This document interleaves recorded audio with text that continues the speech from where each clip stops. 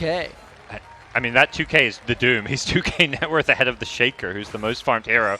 Carl is monstrous. And that's the thing. Net worth, you mentioned, minutes. yeah, it's like you say if he dies because he has minus, but it's like you remove that minus, his net worth is the same as VP's.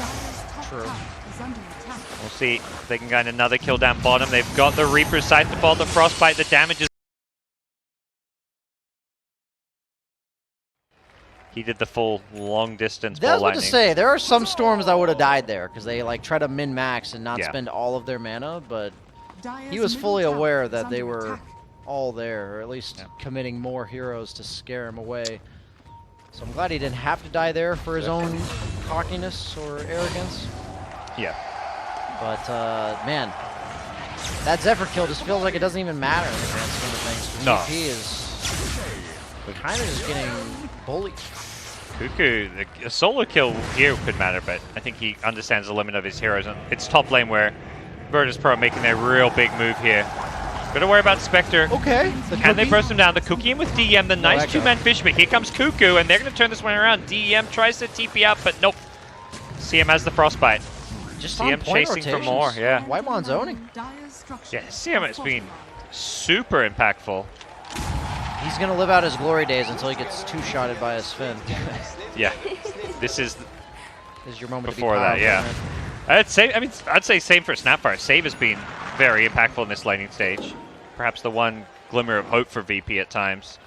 Yeah, but feeding that Doom kill when he had a killing spree, really negates a lot of his early game impact, I think, from Save. Not to say he was like playing bad, but you just like injected 400 gold into a Doombringer who you're seeing that kind of pay back exponentially because he got that Midas just a bit earlier, and now that Midas is getting an extra couple usages out of it. And now he's sitting at 6,300 net worth at 10.5 minutes. That might be the most I've ever seen this tournament. This is one where, yeah, we get some of those stat records and see some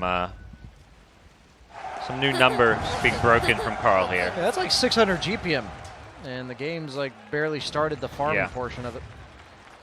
All right. We'll maybe update you guys later about some of that, but right now, T1 sitting pretty. It's 9 kills 8, but a 2K gold lead and top 3 cores on their side. Although Sven is not far behind, finally getting some stacks to farm. What are you doing here, Save? I don't think he thought Zephyr was here. I think he could just like cut this wave and then TP out. Yeah. And instead, kind of just giving another Midas usage to the Necro, who doesn't have a Midas, but you know what I mean. Okay. Carl is just continuing to speed up. 7K plus now. Continues to accelerate. Has a BKB queued up. And he's recognizing that bottom lane is maybe a little bit dangerous. This isn't at like the expense of his teammates either. The next two net worths are his other 2 cores. And I mean, more than that, he's a mid. Often if you're an offlane gym, it's like, okay, leave some farm for the others, but you know, as a mid, you don't really have to share much. Yeah, but all 3 of their cores are very farm heavy. None of them really do anything else. Yeah. None of them are like gankers or something. They want this CM, but the Doom is there ready, Carl! He baited it perfectly. Oh, they read Virtus.pro like a book. Are T1 Virtus.pro's kryptonite? Because like they're always trying to do something, right? Like VP always wants to try to make a play happen. And does T1 ever actually make plays? Was that on a play? I mean, it was a reaction. What I'm saying to a play, is they always bait you to make plays onto them, right? Like even just top lane was them TPing in response. And here's to another situation. They kind of bait them in here. The CM freezing field gets cancelled by a global silence, but T1 were ready for this aggression and are looking to counter it. This time around, though, it doesn't go the way they were hoping for. The pig pole, Carl trying to use that to get out of there. Storm using a lot of mana to ball on in. It's going to be a little bit careful. The overgrowth is there, going to catch up too, but T1 maybe pushing their luck a little bit here, but with numbers now showing up, 23 Savages back in this one, and GPK, he's low on mana. The Sven getting very low himself. He's going to die to the Spectral Dagger. GPK has to get out of here. Luckily dodges the stomp. As the chase is on. The chase is too far. Carl illusion dodge? Illusion dodge! Yeah! You understand, Zephyr. You understand, my friend. And that's rubbing salt in the wound to Reaper's Scythe the 5 position. They don't. That's the but even that psychological damage. That play started with VP doing something. Oh yeah. All these plays are T1 counterplaying. And it feels like Whitemon is always bottom lane. He was the bait. At top lane, he was the one sitting behind the bait. So he is having a hell of a time. They take turns. You know, the roles and jobs on the team are ever changing. Yep. Everyone gets to play fishy bait every now and then. So they're hunting for some bigger prey here. The Virtus Pro Polar Bears. I'm just trying to remember if T1's initiated an engagement a single time this game. Not really. Not like a big team. I mean, they don't. Who's their initiator? They just don't have one. The really, one right? time they started a play was when they were diving Nightfall bottom, and that was when they fed like 2 heroes. So I think they've learned that that's just not up their wheelhouse. Yeah. That one was not bad, right? That was when they killed 3, right, and lost Spectre, the tier 1 bottom. Maybe we're thinking of different ones. Yeah, I think we're thinking of different ones. Yeah, there was one where they dived bottom tier 1 and Spectre died, but they got some good kills here. This is VP once again. They're the ones looking to make plays. They'll kill 23 Savage. It always costs them a price, though. Never does it feel like VP are getting a clean kill and getting out. Still good for VP, yes. I think, all considering the fact that they're down by 3K. This is one they don't want to lose, and VP Nightfall nicely gets out of there. Spidey sense was tingling. The thing is, when they make that play mid on VP, their goal is, like, we're making space. Yeah. And Sven spent the entire time that they got that kill running away from this threat of a smoke game. It's like, it's really good that he avoided it, but T1's doing a great job of just making him spend time running away rather than hitting creeps. And on a hero like Sven, that's so important that he optimizes efficiency. I'm just concerned that we're going to see like a BKB Shiva's Doom, and the Sven's like not even going to have an attack speed item by that point. You know, you obviously have the Blink BKB coming out. He's got the Centaur Stomp already prepared. Fall in. Immediate global silence. Blink Echo. Have they got the damage here?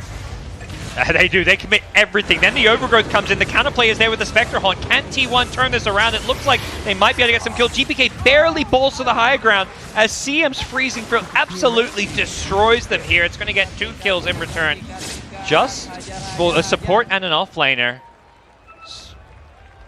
Good for T1. Not maybe as many counter kills as they were hoping for with the Storm narrowly escaping. But yeah, you can see there. Whew, that's CM damage. Yeah, it's like you see the Necro go down and you're like, oh, it did work. And then they just like lose 2 heroes in response. Yeah. And they've now expended global. T1's the ones controlling the map. Yep. They've got Doom available again. They didn't even have it for that fight. Somehow that's went from 3K to 5K in favor of T1, even though they killed the core. It feels like, yeah, T1 are just ready for every bit of aggressive play from VP. And even though, yeah, VP commit enough that they get that core kill in the Necro, it never ends well for VP. And he's got the early Ags. We see this is like the new meta build for Spectre. He's always going to be ready to fight now. Let's be a little careful. There's a Radiant Ward on him. He doesn't know that. There's a bit of a move coming his way. Yeah. 23 Savage. The camp respawns, but he's like, I'll leave that till later. Oh no, yeah. He sees a creep wave, though. He's alone. Is he going to go for it? Does he He's have thinking about it. Does he have the restraint? He's thinking about it. Oh my god, the restraint on this man. That's when you know he's ready to be a TI level character. Yep. Him and Nightfall both. We saw Nightfall like teeping away right before the Doom came up to catch him too, but I may have just jinxed him. Nightfall, I'm sorry. I'm sorry, Nightfall. I should have said nothing.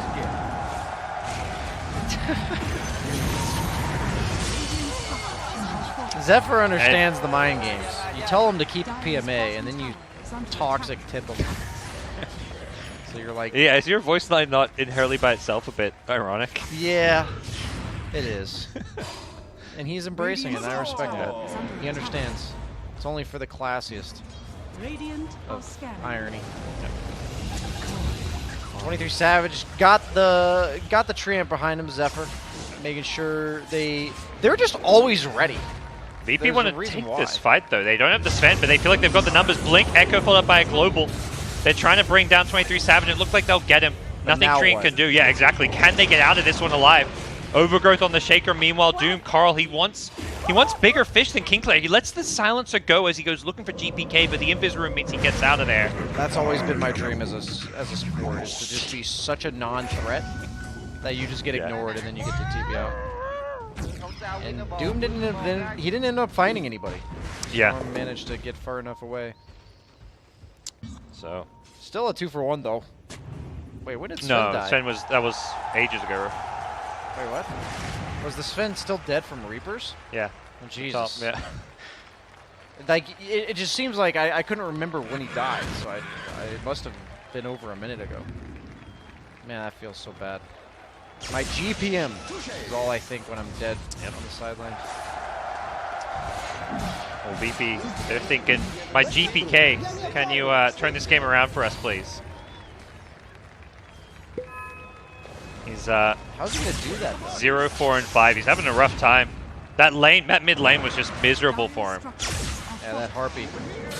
Oh, he's trying to make that play happen mid, but needs to be careful. Out of mana, he's on the run. The Fissure are going to help get him out of there, but now that means DM's the one perhaps in a little bit of trouble. Does have a blink. Gets out of there and the cookie as well, so. Okay, 23 Savage. He's in, he's back out, he's changing his mind. Just getting vision for his team, but they decide not to overkill. They don't want to pull the VP. They don't want to dive too hard and throw the game away as we saw a little bit last game. Yeah, honestly, as long as they make VP make the plays, I don't think this T1 lineup can falter. Yeah.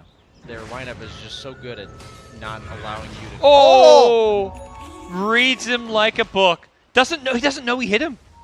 He doesn't actually know. Honestly, the damage is done though. Yeah. Nightfall's pinned on a spot of the map he can't farm. He doesn't feel safe in his own triangle.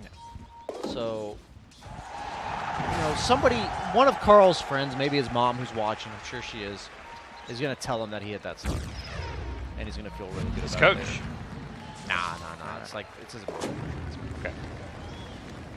Coach is like, yep, he doesn't need emotional support from his coach. Big shout out to all the players' families who are watching, tuning in. I'm sure some are watching. There's probably family members, brothers, siblings. I was dead serious. Parents, I don't know if you're trying to make a joke Oh. out of what I was trying to say. Maybe the VP family watching the Russian stream, but True. T1. They're probably watching the English. They're probably BSJ fans. They probably watch your stream all the time yeah, too. they're probably keeping it being there. Yep. BK. He's just always. I feel like every time I see him, he's ball lightning away from one of the cores on T1. He's not like dying per se, but he's scared. Do you see the VP net worth, by the way? Which hero am I looking at? The one that's second highest. Oh wow! Yeah. Well, I was like, oh, Storm's 6. Okay, his offlaner slightly ahead of him. I was like, wait, that's not the offlaner. Somehow I didn't notice that. He's got the Philly, but he's true. also just been the one farming and pushing lanes and getting kills. It's one of those games where Storm and Sven are cores that just need space, and T1 has been running at those two guys so much. Because they're not like ganking, they're kind of just running at them, you know? Yeah. Like none of them are dying in terms of, like Nightfall isn't dying while he's farming. He's just constantly With a ward, they saw him. He wasn't farming right here, so this doesn't count. Yeah. Don't worry. I pulled one, you had to pull one too. We shouldn't talk about Nightfall. Yeah. It doesn't end well. Sorry, Nightfall. His parents watching and cursing us for cursing him. Yeah, exactly. And VP, they're playing around where they have vision in these high grounds, but T1 are just never really coming into these traps. As Spectre does exactly just that, so the curses continue, but he's still living armor. No, not going to come out in time. There's revenge kill. This is like the story of this game. Yeah. Kill one guy on T1 because they invest everything, and then lose two heroes because the rest of T1 has shown up by that point because it took so long. It's always Echo plus Global. It's like these two super long cooldowns. They kill a pretty high value core, but they lose at least one, usually 2, maybe 3 heroes. And then they have to play with the spells on cooldown. So now it's like 2 minutes where T1 can take Roshan, take over the map. They don't really take Rosh well, but they can just do whatever they want here. Yeah, this is conceptually a really cool draft by T1 that I didn't understand at first, but I always have to be reminded of this for some reason. A lot of people think of Storm's main issue as mana, like as a hero, that's what he runs into, but it's actually the fact that his mana runs out before he can kill you. So it's like damage issues. That's his issues. And he's against Tree, Spectre, Necro, Doom. How do you ever have enough damage? Infernal Blade damage. That was so cool. Damage. He actually didn't right-click right after hoofs. He waited so he could like chain the stun on his Infernal Blade. That was actually so cool indeed. Sven trying to go in and kill this pesky CM. Bad. The CM just using the Shadow Amulet to stay alive. Whitemon, he gets healed up, then he gets a freezing field off. Oh no, Virtus Pro. They get rocked.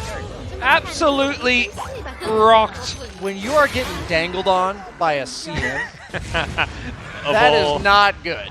This may just be entering GG territory. This game just feels like psychologically damaging for VP. They've had such a good day one. They're still in a perfectly fine position as he TPs out in front of them. He didn't even have the TP there. The storm was still dead for 5 seconds. Yeah. He just wanted to go back, get some items or something. That was efficiency, I think. He wanted to like get back to base ASAP so that he could run back out as fast as possible. To abuse his Midas. Of course, that's what I mean. Yeah. Faster Midas. Not to run at heroes, but to Midas. Yeah. You talking to me? Oh, I actually thought I actually thought you said something, but I was just Kyle. Thank you, Kyle. The stench of death is upon. Still hard to get used to when it's your guys' voice in the game, like other casters that I spend time with. Yeah. Yeah, it's still hard to get used to. Oh. For T1, I mean, they got the win last game, but this game has been even more dominant and even more impressive. Like, this game, I am impressed by T1 and how they're playing. Oh, they're just playing way better. Like, they're just straight up being better. Oh, another Spectre Hall play. Cuckoo has the Reaper. It won't get the Reaper kill, but it will get the kill. It's even better because he gives the kill to Savage. Okay. So it's, yeah, you're not giving the respawn time penalty, but is he even using his life for anything on Nightfall at this point? I don't think he's really hitting creeps. And good to see that Carl's enjoying himself this game. He blinks on a cliff and he can appreciate his own looks, as he says he's a handsome devil. He saw it. Hey-oh. That's the one. And another one. That's also the one. You can see T1 are just tipping all over the place, using voice lines. They're feeling them. And against VP, you kind of have to do that because I think VP, they're alongside OG are probably the two most like voice line heavy teams. Yeah, you can't take it. You can't dish it out. You know? This is a series VP are going to want to forget and move on from after a 5-1 day one. They are going to open up day two potentially with a 0-2. This is such a VP thing. Like, no matter what, you can't take the organization out of the team. You know, like it's just such a thing to go 5-1 and then go against the team that's 0-4 and lose 2 games. Now, on the other hand, I'd say T1's way better than what you thought. Blink Echo with a nice cookie follow-up in the Global Silence. They'll kill one, the Necro. Can they get both here? 22 Savages bouncing around with the Haunt. And it looks like DM getting low, trying to use the invis. There's going to be a ball in, but he's got the Aeon Disc. No, they're going to get the kill. Nicely played there, but the Spectre doesn't end up going down just yet. 23 Savage, have they got the damage for this one? Oh, Carl, he's on a monster kill. He's just destroying everyone. GPK just staying in those trees. Does he have a TP on Storm? He's got some mana, but no TP and no TP. I don't think they seem to know he's there. Yeah, but where does he go from here? Cut a wave or something, yeah, maybe? I was going to say, wait for the next creep wave? Yeah. Okay. I don't know. The stench of death is upon you. I was going to say, I think T1's much better than the average team you'd see at 0-4. So I guess it's not like that bad on the side of VP, but the fact is, you know, if you're gonna reliably make up a bracket, you can't be dropping 2-game series to teams that are starting in the lower parts of the bracket.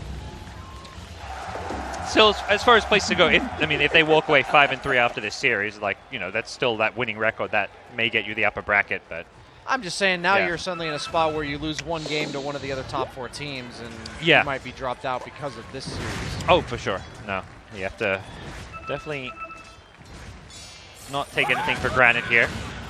Upper bracket is, of course, the goal. Nice to obviously win your group. You get to, I believe, pick your opponent. That's usually how it works.